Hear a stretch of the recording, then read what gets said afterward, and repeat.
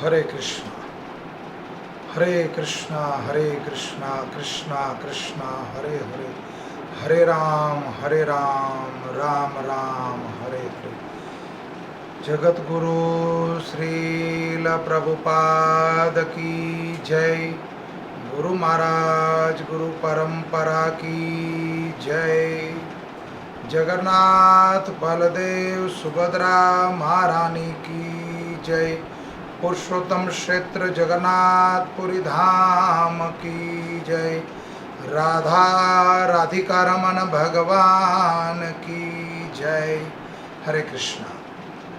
आध्यात्मिक यात्रा को आज 144 दिन हो गए हैं। 15 अगस्त 2020 प्रातःकालीन इस भागवत कक्षा में आप लोगों का स्वागत है।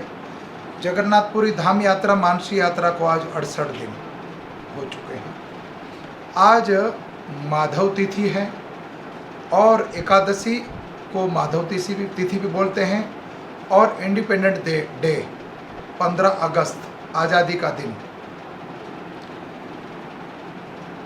आज ही के दिन जगत गुरु श्रील प्रभुपाद की कल हमने 2 दिन पहले कथा सुनी थी जगन्नाथ जी की। जगन्नाथ जी में यात्रा शुरू हुई थी, शास्त्र चक्षु में हमने पढ़ा था। तो प्रभुपाद ने इस प्रथा का, जो ये प्रथा प्रारंभ हुई भारत देश में, पूरे विश्व में जगन्नाथ जी की यात्रा पहले जगन्नाथपुरी में निकलती थी, अब पूरे विश्व में जगन्नाथ जी की यात्रा निकलती हर साल और प्रतिदिन कहीं ना कहीं यात्रा होती रहती है। इस कथा में प्रवेश करते हैं। माधव तिथि का सबसे प्रिय दिन, भगवान को सबसे प्रिय दिन है ये माधव तिथि, माने आनंदा एकादशी, भक्ति में आनंद प्रदान कराने वाली तिथि। ओम नमो भगवते वासुदेवाय। ओम नमो भगवते वासुदेवाय। ओम नमो भगवते वासुदेवाय। नारायणं नमस्कृत्यं नरं चैव नरोत्तमं देवीं सरस्वती व्यासं ततो जयमुदीरयं। नष्टप्रायं सुभद्रेषु नित्यं भागवतं सेवया।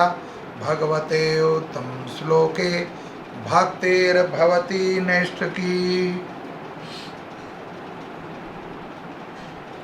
कृष्णाय वासुदेवाय देवकी नंदनंदनाय च नंदगोपकुमाराय गोविंदाय नमो नमो। भगवान को कीर्तन अति प्रिय है, भगवान माधव को, इसलिए राधा माधव को याद कर लेते हैं दोबारा आज।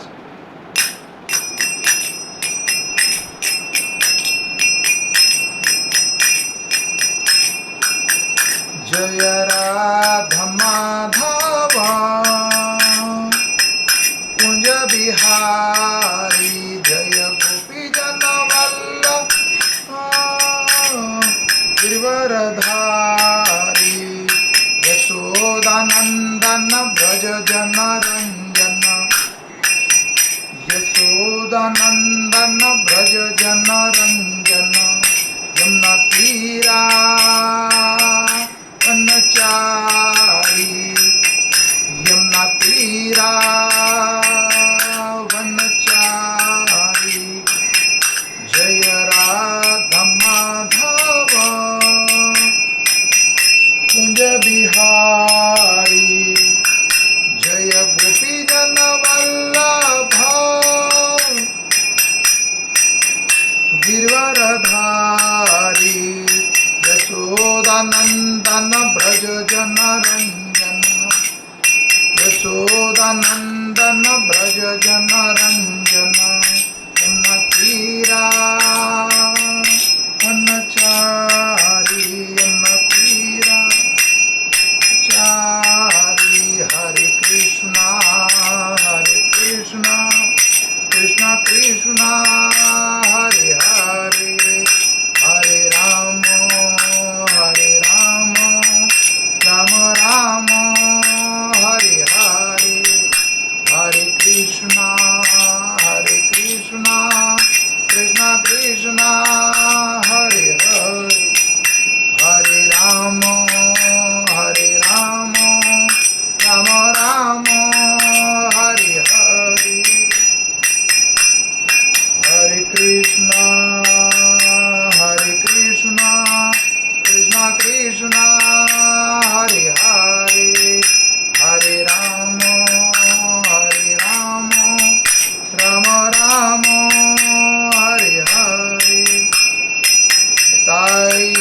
प्रेमानंदन हरि हरि बोल।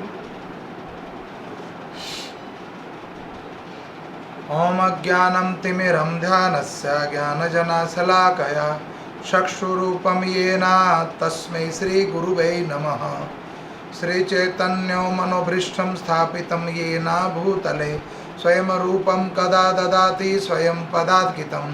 वंदे श्रीगुरु श्रीयुतपदकमलं श्रीगुरुवैष्णवां च श्रीरूपसाङ्ग्रजातं सहगण रघुनाथतं सजीवं श्राद्धेतं सावधूतं परिजनसहित कृष्णचैतन्यदेवं श्रीराधाकृष्णपदारं सहगण ललिता श्रीविशाखा।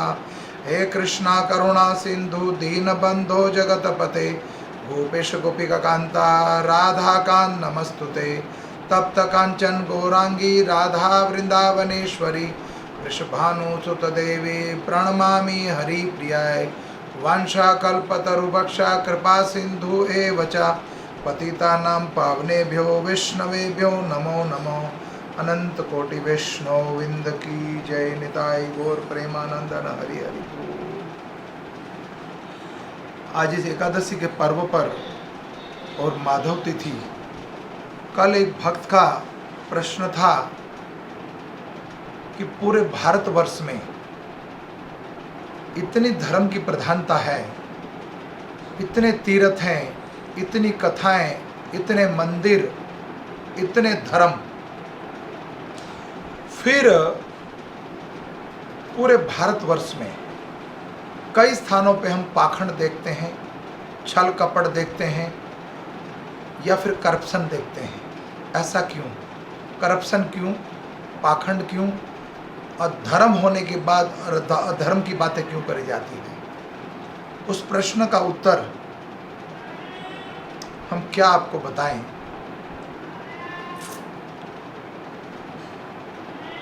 वास्तव में भक्ति जो है ये मन से होती है।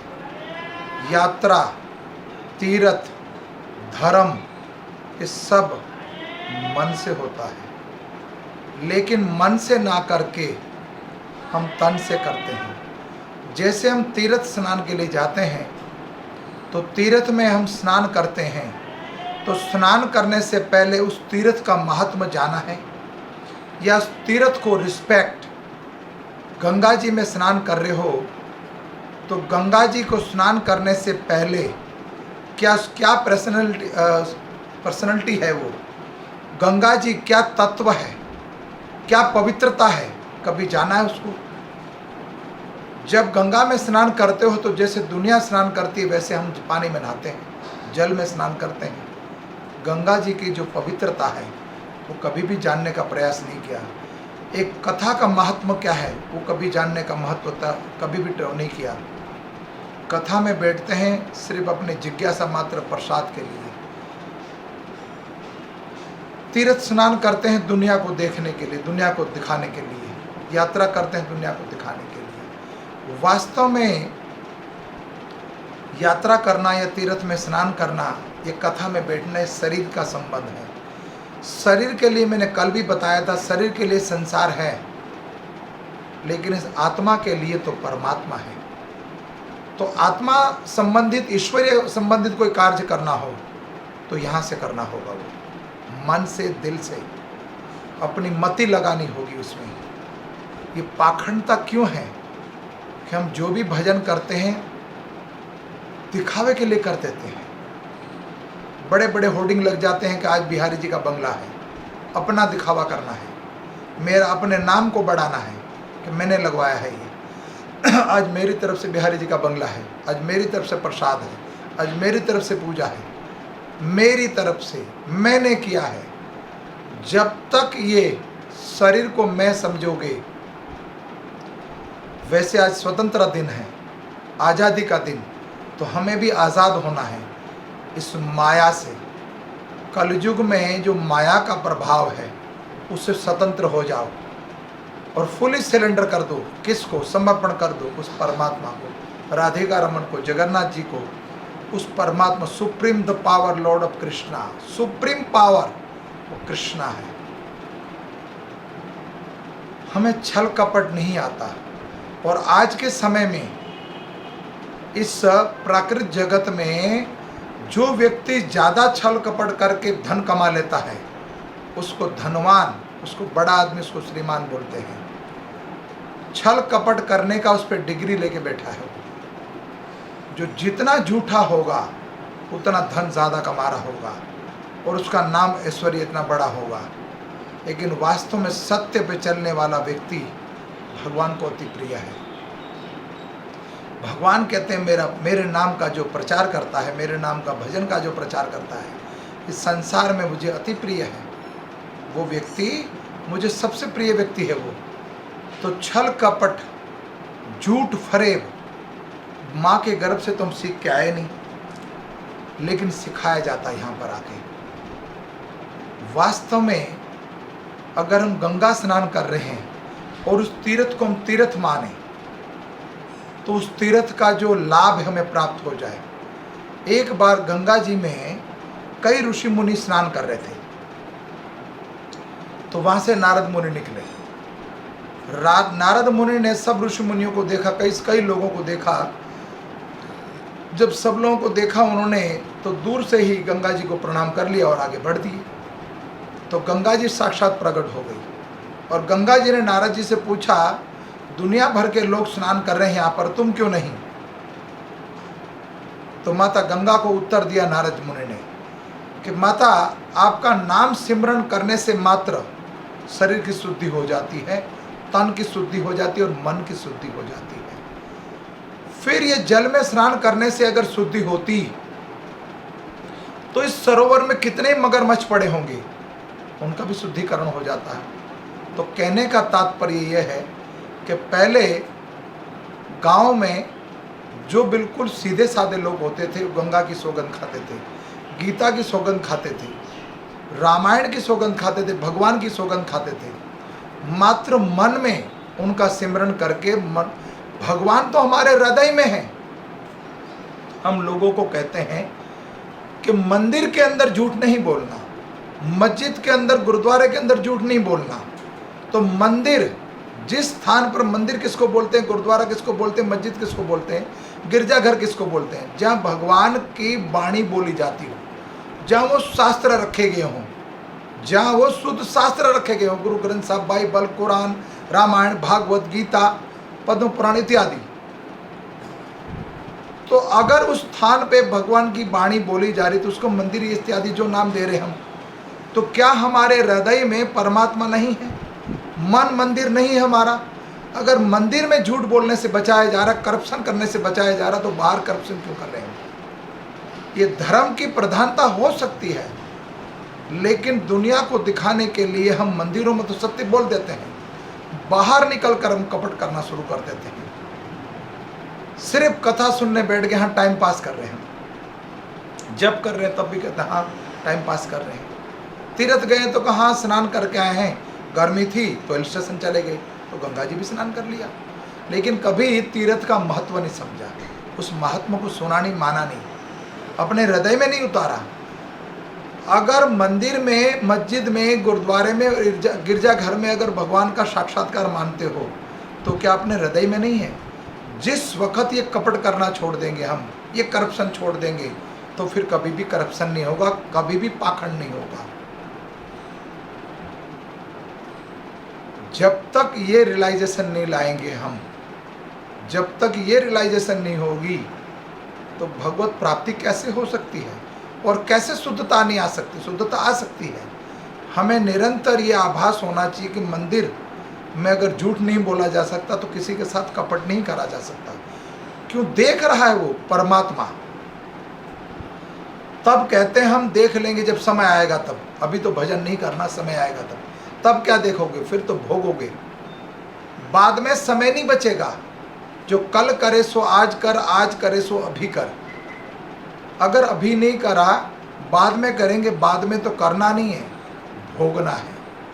जो अभी हमने कर्म करा है, झूठ बोलकर, अनीति का, फ्रेब कर कर बिजनेस बढ़ा लिया, पैसा खा लिया किसी का लेके किसी को वापस नहीं दिया, ये तो विश्वासघात हो गया। सबसे बड़ा पाप है विश्वासघात। सबसे बड़ा पाप है किसी के विश्वास को जीता, फिर उसको वचन पे नहीं खड़े हुए। तो विश्वासघात जो है, संसार में इससे बड़ा कोई पाप नहीं है। सब पापों का प्रायश्चित हो सकता है, लेकिन जिसका विश्वासघात जिसके साथ करा, उस पाप का प्रायश्चित जीवन में कभी भी नहीं होगा। तो माधव तिथि के दिन आज हम आपको बोल रहे हैं कि स्वतंत्र हो जाओ इस माया के चुंगल से। संसार में जो भी कुछ धन संग्रह करोगे, इस प्राकृतिक जगत में सब कुछ यहाँ छोड़ना पड़ेगा। तो दिव्य धन कमाओ, दिव्य बुद्धि और दिव्य वचन रखिए। झूठ नहीं, फ्रेब नहीं, कपट नहीं, किसी के साथ धोखाधड़ी नहीं। फिर इस भारत भूमि में इतने धर्म हैं, इतने मंदिर, इतने तीर्थ, सब शुद्ध हैं। संत, मैंने पहले भी कई बार कह चुका हूँ, शुद्ध, ये सत गुरु को ढूंढने की आवश्यकता नहीं है। सत गुरु तो उपस्थित है, सत भगवान भी उपस्थित, सत शास्त्र भी उपस्थित है। सत शिष्य को ढूंढने की आवश्यकता है। सत शिष्य को ढूंढने की आवश्यकता है। गंगा आज भी पवित्र है, शास्त्र आज भी पवित्र है। गंगा जल को जिस स्थान पर छिड़क दिया जाता है, उस स्थान शुद्ध हो जाता है। भगवत चरण, भगवान के चरणों तक जल है वो, तो भगवत वाणी जिस स्थान पे बोली जा रही हो, क्या वो शुद्ध नहीं हो सकता? राम कथा जहाँ हो रही हो, वहाँ प्रभु रामचंद्र जी के परम भक्त हनुमान जी विराजमान होते हैं। जहाँ कृष्ण कथा हो रही हो, साक्षात राधा और कृष्ण विराजमान हो जाते हैं। कोई मात्र एक बार रा बोलता है, पहले भी बोल चुका हूँ, आधे नाम पर महामंत्र का स्टार्टिंग करा, राधे कृष्ण आपने बोलना है। रा बोलने से मात्र कृष्ण दौड़े चले आते हैं, कृष्ण बोलने से राधा रानी दौड़ी चली आती है। एक दूसरे को इतने नाम में इतना अटैचमेंट है वो। हम मटेरियल लाइफ के लोगों में जब कोई हमारी बातें करते हैं तो हम कान लगा के सुनते हैं, तो क्या राधा और कृष्ण हमारी इन बातों को कान लगा के नहीं सुनेंगे? इस कथा को नहीं सुनेंगे? हम उनकी बातें कर रहे हैं, उनकी कथा कर रहे हैं, और किसी की कथा थोड़ी कर रहे हैं। राधा और कृष्ण के बीच में जो वार्तालाप हुआ है, या उनके भक्तों में जो बीच में वार्तालाप हुआ है, उस कथा को तो प्रतिदिन गा रहे हैं। तो जब उनका गुणगान कर रहे हो, उनका ग्लोरीफाई कर रहे हो, तो क्यों नहीं सुनेंगे वो? जब उनकी ग्लोरीफाई वो सुन लेंगे, तो उस भक्त के ऊपर, उन संतों के ऊपर कैसे कृपा नहीं करेंगे, और इस भव सागर से हमें छुड़ा देंगे वो। तो आज माधव तिथि के दिन क्यों ना हो सके हम ज़्यादा से ज़्यादा भजन करें, ज़्यादा से ज़्यादा कीर्तन करें। झूठ और फरेब हम नहीं सीख के आते माता के गर्भ से, लेकिन ये परिवार में सिखाता है, ये माता पिता ही सिखाते हैं कि झूठ बोलना सिखा देते हैं। माँ के गर्भ से जन्मता हुआ बच्चा कभी भी झूठ नहीं बोलता। संसारिक बातें सब सिखा देते हैं। फिर ये प्रमाण हमें मिल जाता है, डिग्री हाथ में आ जाती है, कोई लॉयर बन जाता है, कोई डॉक्टर बन जाता है, अपना पैसा कमाने के लिए मुर्दा हो चुका हो बेशक, लेकिन उसका इलाज चलता रहता है। केस में कुछ जान नहीं है, फिर भी बड़ी बड़ी कोर्टों में, सुप्रीम कोर्टों में केस लड़े जाते हैं। झूठ को सच का साबित करने के लिए केस लड़े जाते हैं। वो झूठ और फरेब और कपट का उसके पास सर्टिफिकेट है। बड़े से बड़े लॉयर होते हैं। ऐसी ऐसी गाथाएं लोगों की है, क्या बताएं। तो जितने व्यक्ति भगवान के प्रति आसक्त रहेगा, उनकी निष्ठा बनी रहेगी, उनका विश्वास बना रहेगा, उतनी ही जल्दी भगवान आपके ऊपर कृपा करेंगे। और इस माधव तिथि के दिन आपके समक्ष मैं प्रार्थना करता हूँ भगवान से कि जो व्यक्ति ध्यान से कथा सुनता है, ध्यान से कथा पढ़ता है, या ध्यान से भगवान के नाम का संकीर्तन करता है, या जप करता है, या ध्यान पूर्वक तीर्थ में जाके स्नान करता है, उस तीर्थ को आदर संस्कार देता है, सत्कार देता है, उस व्यक्ति का इसी जन्म में, इसी जीवन काल में भगवत धाम के में वास हो सकता है। ये व्यासपीठ से मैं आपको जो बोल रहा हूँ वाणी, जिसकी वाणी और वर्तन एक हो, जिसकी वाणी पे जिसको विश्वास हो, पूरे संसार के लोगों को वाणी पे विश्वास हो, उस व्यक्ति को धैर्य से धर्म के मार्ग पर चलना चाहिए। और धर्म परायण व्यक्ति आपको जब कोई ऐसे उपदेश दें, तो उस शास्त्र के माध्यम से आपको उपदेश दिए जा रहे हैं, तो उसका अमल करना चाहिए। अगर व्यक्ति उस पथ पे चले तो बेड़ा पार हो जाएगा। एक टीचर के बताए हुए मार्ग पर छोटा बच्चा चलता है और संसारिक मटेरियल लाइफ का ज्ञान हासिल करके वो मटेरियल लाइफ में पास हो जाता है और बड़े बड़े अफसर बन जाते हैं, बड़े बड़े ग्रेजुएट अफसर बन जाते हैं। लेकिन ध्यानपूर्वक वो पठन करने से, ध्यानपूर्वक स्टडी करने से और ध्यानपूर्वक अटेंडेंस लगाने से, ठीक उसी तरह भक्ति में भी अगर आपका ध्यान है, भजन में है, तीर्थ में है, जप में है, कथा में है, तो इस प्राकृतिक जगत में हम मटेरियल लाइफ में जैसे आगे बढ़ सकते हैं, ठीक उसी तरह आध्यात्मिक लाइफ में भी आगे बढ़ सकते हैं और इसी जन्म में भगवत प्राप्ति कर सकते हैं। हरे कृष्णा, धन्यवाद।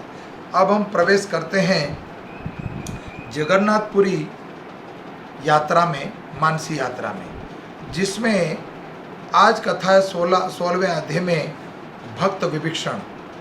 विभीषण मर्यादा पुरुषोत्तम भगवान श्री राम जब लंका से वापस आए तब उन्होंने उनके साथ अपने आने वाले या युद्ध में भाग लेने वाले को पुरस्कृत किया।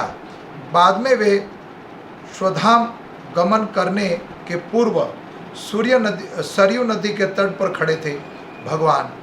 भगवान स्वधाम जब जा रहे थे तब सरयू नदी के तट पर खड़े हैं और उनके समक्ष जामवंत, विभीषण और हनुमान जी उनकी ओर अपलक दृष्टि से देख रहे थे। वे तीनों भगवान के आदेशों की प्रतीक्षा कर रहे थे कि भगवान श्री राम इस धराधाम से जा रहे हैं अपने लीला समाप्त करके। तब जामवंत की ओर देखते हुए भगवान वे कहा, हे जामवंत, तुम कहते हो कि रावण से युद्ध करके तुम्हें तृप्ति नहीं मिली। मैं तुम्हारी इस इच्छा को द्वापर युग में पूर्ति करूंगा। तुम द्वापर के अंत तक इस पृथ्वी पर सुख से जीवन बिताओ। फिर भगवान अपने प्रिय एकनिष्ठ सेवक हनुमान की ओर मुड़े और उन्होंने आदेश दिया कि जब तक राम कथा इस धराधाम पर प्रचलित होगी तब तक तुम्हें इस धराधाम में निवास करना होगा। हनुमान जी ने अपना सिर झुकाया और इस आदेश का पालन किया। अब देखो, जामवंत द्वापर युग में भी थे और हनुमान भी द्वापर युग में थे। रामावतार और द्वापर युग में दोनों थे। जामवंत जो है, जामवंती की पुत्री जामवंती, भगवान ने विवाह किया उनके साथ। और हनुमान जी जब भगवान हस्तिनापुर में युद्ध लड़ रहे थे तब अर्जुन के रथ पर विराजमान थे। अब विभीषण की बारी आई, विभीषण की बारी आ गई।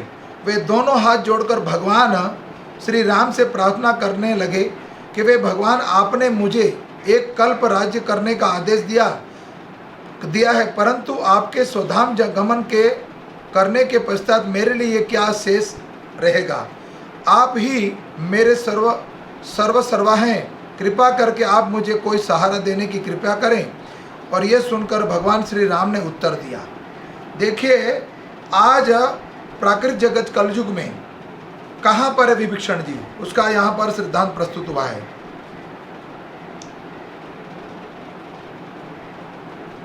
किंचायंद व्रतु मत्स्यामी राक्षसेन्द्र महाबल आराध्य जगन्नाथ मिक्ष्वाकु कुलदेवंत आराधनीय मनीष देवरपि सवासवे यथेवि प्रतिजग्राह रामवाक्य विभीषण।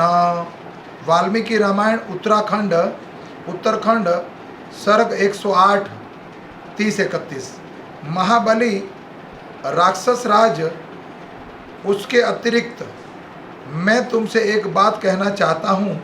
हमारे इक्ष्वाकु कुल के आराध्य भगवान जगन्नाथ देव हैं।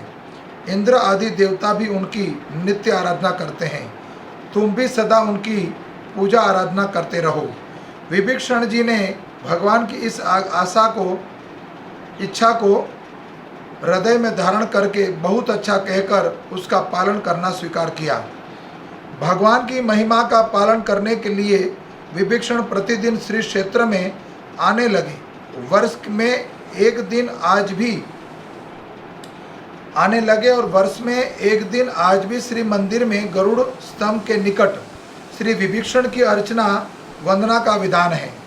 विभीषण द्वारा ब्राह्मण को दिया गया रत्न कंकण भी आज रत्नागर में उपस्थित है। श्री मंदिर में बनाया गया, श्री मंदिर में बनाया गया विभीषण झरोका आज भी देखने को मिलता है। एक बार एक गरीब ब्राह्मण अपने पुत्र की यज्ञोपवीत संस्कार के लिए भगवान जगन्नाथ के में धन मांगने पहुंच गए। भक्त की आकुल प्रार्थना से भगवान प्रसन्न होकर उन्हें उसे विभीषण के साथ साक्षात्कार करने का आदेश दिया। विभीषण ने उसे अपना एक श्रवण कंकण प्रदान किया। उस श्रवण कंकण का विशिष्ट भाग आज भी जगन्नाथपुरी में सुरक्षित है। कथा का अगला भाग 17वां अध्याय और विषय है गीता पंडा। इसे हम पुनः द्वादशी के दिन कल बोलेंगे, और आज इस कथा में कोई त्रुटि रह गई हो तो क्षमा चाहता हूँ। भगवान भूत भविष्य वर्तमान तीनों को जानते हैं, वो त्रिकाल दृष्टि हैं, अनंत कोटि ब्रह्मांड के नायक, सब भक्तों की, सब जीव की रक्षा करते हैं। तो जामन जी, हनुमान जी और विभीषण के बारे में जगन्नाथपुरी यात्रा में इस कथा में हमें कथा सुनने को मिली। जगन्नाथ जी में विभीषण आज भी विराजमान हैं, जो रामावतार में थे। रामा के बाद द्वापर, द्वापर के बाद कलयुग, और कलयुग में आज भी विभीषण विराजमान हैं। तो भगवान चाहे तो देवता कुल नहीं, राक्षस कुल के अंश को आज भी एक प्रधानता दी है जगन्नाथपुरी मंदिर में, आज भी विराजमान है वो। उनका कहते हैं झरोखा माने एक स्थान बना है वहाँ पर।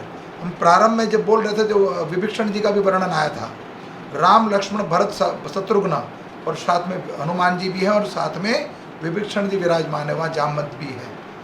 तो ये भगवान की सबसे बड़ी करुणामय कृपा है कि वो बद्ध जीव पर कृपा करते हैं।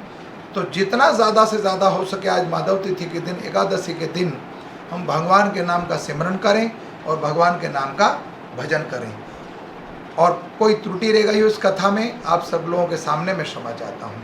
वंशा कल्पतरुभक्षा कृपा सिंधु एव च पतितानां पावनेभ्यो वैष्णवेभ्यो नमो नमो। हरे कृष्णा। नीलांचल निवासाय नित्याय परमात्मना बलभद्र सुभद्राय जगन्नाथाय ते नमो नमो। इक्ष्वाकु वंश के इष्ट देव थे जगन्नाथ जी, माने जगन्नाथ जी की पूजा रामावतार में भी होती थी।